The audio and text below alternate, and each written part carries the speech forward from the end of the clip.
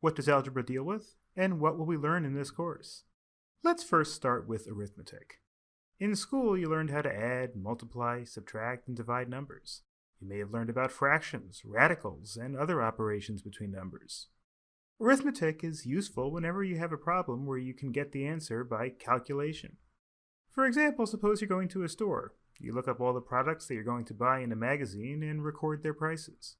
How much money do you need to take with you so that you have enough to purchase all the products? This is a basic arithmetic problem. You add up all the numbers, and the resulting number is the answer to the problem. In algebra, we rather deal with problems where we need to find the answer without being able to directly calculate what the answer is. Algebra is like a number puzzle. We deal with problems where we have to figure out what something is from the condition that it satisfies. Here's an example of an algebra problem. In the ancient world, weight was determined by a balance scale. On one side of the scale, say the left side, we place the object we want to weigh. And on the other side of the scale, we place equal weights so that the scale balances. For illustrative purposes, say that the weights were equal-sized stones. Whenever we weigh something on this balance scale, we get the weight of the object in terms of stones. For instance, if on the left side we have an apple, and on the right side we have 1 stone with the scale balanced, it will mean that the apple has the same weight as 1 stone. This would mean that 1 apple, assuming that all apples are equally sized, would be 1 stone. Let's say instead that 2 apples are balanced with 1 stone equally. This would mean that 1 apple, assuming all apples are equally sized again, weighs a half a stone. If we have 3 apples balancing with 2 stones, this would mean that each apple weighs 2/3 of a stone. An arithmetic problem involving scales can be the following problem. Say an apple weighs half a stone and a pear weighs 1/3 of a stone. If a person bought 10 apples and 15 pears, how much is the total weight? This is not a puzzle. We know exactly what we have to do. We know how to add fractions and how to multiply them. So to get the answer, we get 10 times a half, that's for the apples, and 15 times a third, which is for the pears. That gets you 5 plus 5, which is 10 stones altogether. This is not an algebra problem because all we have to do is calculate from the information given to us. Now compare this problem to the following problem. Suppose that 7 apples and 2 pears balance with 3 stones. We also know that 2 apples and 1 pear balance with 1 stone. The problem is to find the weight of 1 apple from this information. This is an algebra problem. It's not immediately clear from the information what the answer is. It's sort of a number puzzle. Find the numbers for the apple and a pear, in terms of their weight, that will make those 2 conditions true. We can try to guess the numbers and see if they work, but that's not easy. The answer does not need to be an integer, which is a whole number, as the weight can be a fraction too. And there are too many different possibilities to check. Instead of guessing, we want a method of solving this problem. Let's see how we solve this puzzle.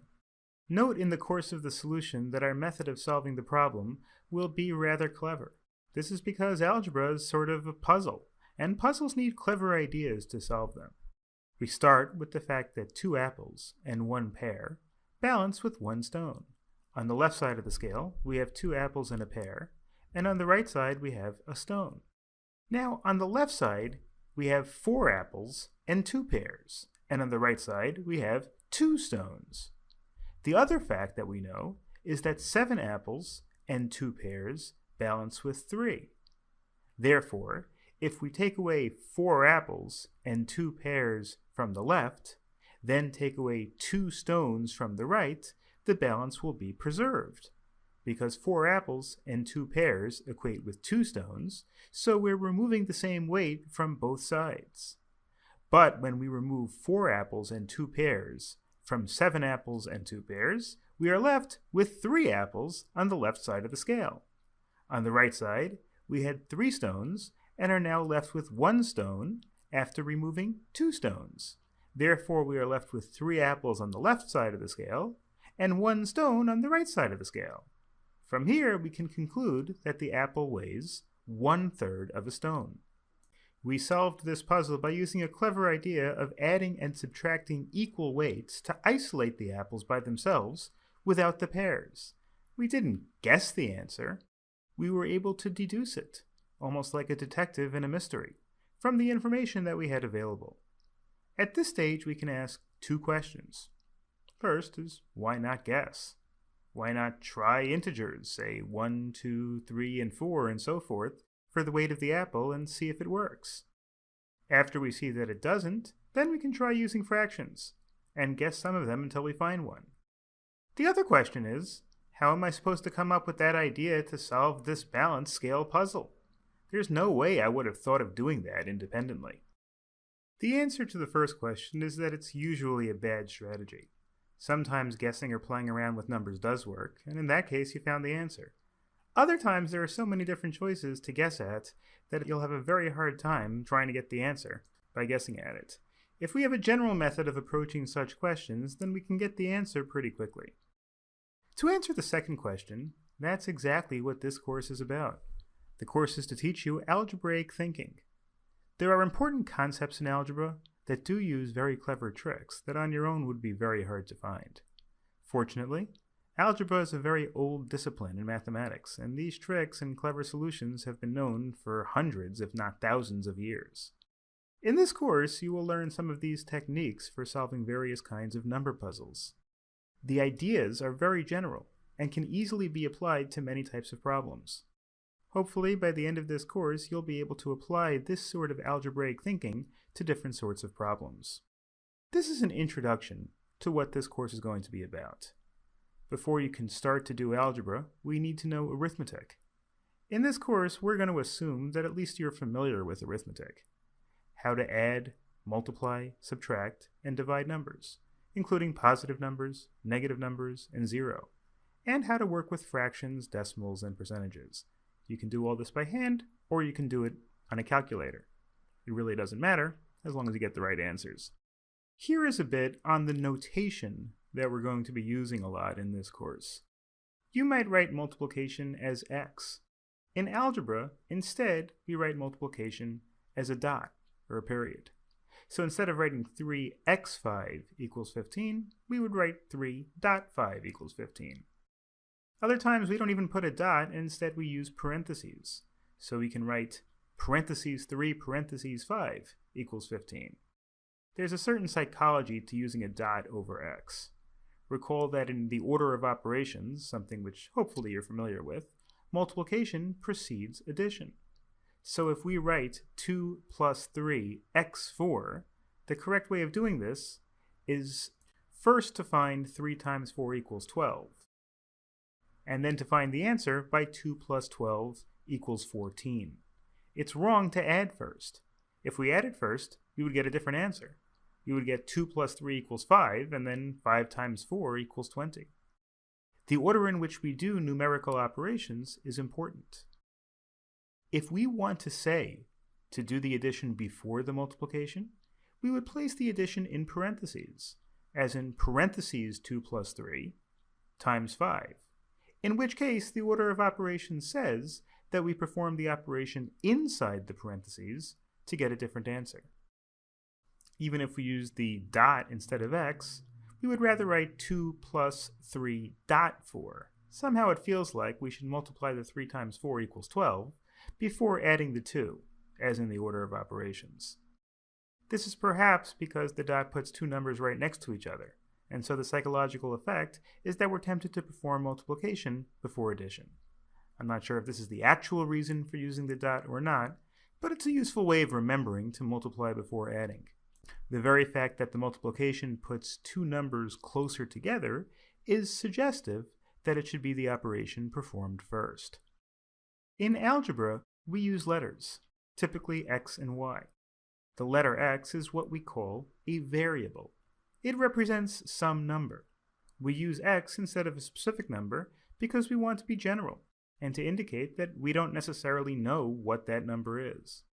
In algebra, we deal with math problems to which we need to find the answer from the information given, like in the balance scale puzzle.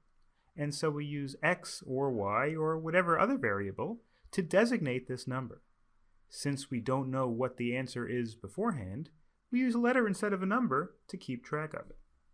For example, take the equation 2 times x plus 3 times x equals 5 times x. What does this mean? The x is a variable. It represents a number. If we substitute any number for x, we have equality. For example, if we let x equals 1, then the equation reads 2 times 1 plus 3 times 1 equals 5 times 1, which is clearly true. If we let x equals 2, then the equation reads 2 times 2 plus 3 times 2 equals 5 times 2, which is also true. It would be 4 plus 6 equals 10. The equation 2 times x plus 3 times x equals 5 times x is telling us that no matter what x we choose, that is, no matter what the value of x is in this circumstance, the equation is always true. On the other hand, the equation 2 times x plus 2 times x equals 5 times x is not true, because it's not true for every number of x. We can see that for x equals 0, the equation 2 times x plus 2 times x equals 5 times x is true, because it would be 0 plus 0 equals 0, but that's accidental. It's true for that particular value of x, namely 0, but for other values of x, say x equals 1 or 2 or 3 and so forth, we can see that the equation is no longer true. Therefore, it is wrong to write 2 times x plus 2 times x equals 5 times x, but it is correct to write 2 times x plus 3 times x equals 5 times x. Here's a bit more on algebraic notation. It's standard to write 2x instead of 2 times x. Recall that the meaning of 2 times x is the same thing as 2 dot x. When we have a number and a variable multiplied together, it's standard to simply place the number and the variable next to each other. Thus, we simply write 2x instead of 2 times x. Not that there's anything wrong with writing 2 times x. If you feel more comfortable writing that way, you certainly can. We only mention it because it's standard notation in algebra that we'll use. So to avoid any kind of confusion later, we'll explain what this notation means. One more remark about this notation. We don't write the number after the variable. We do not write x2. Whenever we put the number 2 next to the variable x, we put the number before the variable. This is simply aesthetics. Somehow it looks better to see the number before the variable. Using this more compact notation, the equation we had above can be written as 2x plus 3x equals 5x. In the next session, we'll begin working with algebraic expressions. An algebraic expression consists of a variable, or several variables, involving different kinds of operations. For example, 2 plus x is an algebraic expression. X plus y is also. X times parentheses 2 plus x divided by 5 minus x squared is another example. These are algebraic expressions, since they consist of variables and various operations between them. In arithmetic, you learn how to compute various operations between numbers. In algebra, we extend these to algebraic expressions. We learn how to combine algebraic expressions by adding them, multiplying them, and so forth. We already saw one example of this. 2x plus 3x equals 5x. So the algebraic expression 2x plus 3x, we can combine the 2x and the 3x to simply get 5x. These sorts of algebraic expressions are simple, but we're also going to look at much more advanced ones.